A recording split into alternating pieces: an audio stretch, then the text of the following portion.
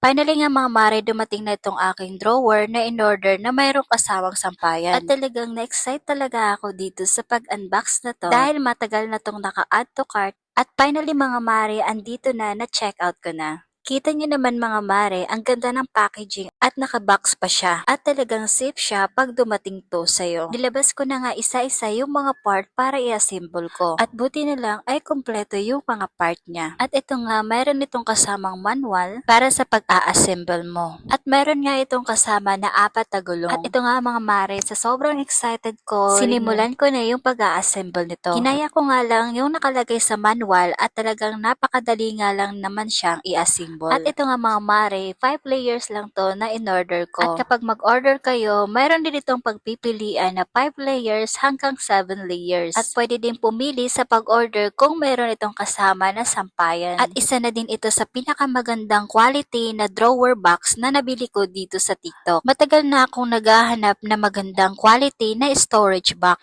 At finally mga mi, ito na, nahanap ko na. At talagang mapapa-aesthetic ka talaga sa kulay nito. At ang ganda pa ng quality kasi ang kapal ng plastic niya. At marami kang mailagay dito. Bukod sa damit ay pwede din yung lagyan to ng grocery stock nyo. Ayan mga mare, ang ganda talaga nito na storage box na to. So kung gusto niyo to mga mare, click the yellow basket.